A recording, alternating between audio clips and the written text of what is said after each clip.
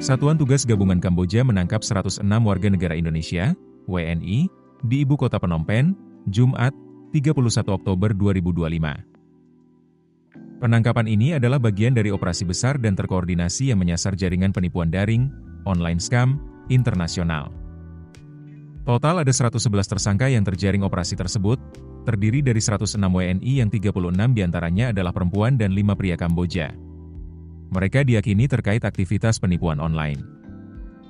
Dikutip dari media Kamboja Khmer Times, Satgas Gabungan Komando terpadu dengan dukungan Wakil Jaksa Penuntut menggerebek gedung sewaan di Han Tuol Court, Phnom Penh, yang diduga menjadi markas penipuan. Penyidik menyita sejumlah barang bukti, termasuk peralatan komunikasi dan 2 kendaraan di tempat kejadian perkara. Menurut media pemerintah Kamboja AKP, polisi menyita 2 unit mobil Hyundai Staria dengan plat nomor Phnom Penh, yang diduga dipakai dalam operasi penipuan. Semua tahanan dan barang bukti kini diserahkan ke Komisariat Kepolisian Kota Phnom Penh untuk proses hukum formal.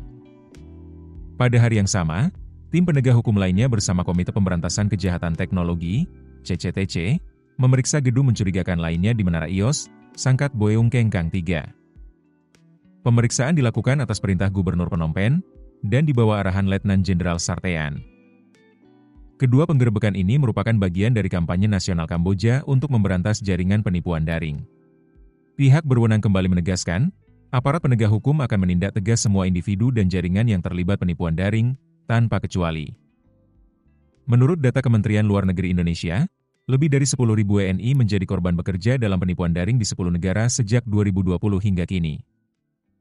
Sekitar 1.500 diantaranya dikategorikan sebagai korban tindak pidana perdagangan orang, TPPO. Duta Besar Indonesia untuk Kamboja Santo Darmo Sumarto memaparkan, setidaknya ada 3 kelompok WNI yang terjerat jaringan penipuan daring.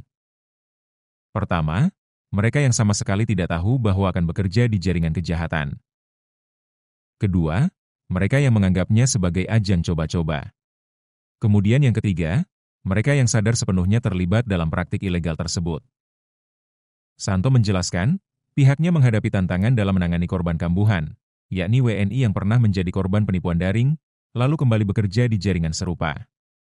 Download aplikasi Kontan sekarang di App Store atau Play Store.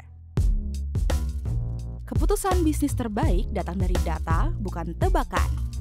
Mudah berlangganan Business Insight dengan subscribe with Google.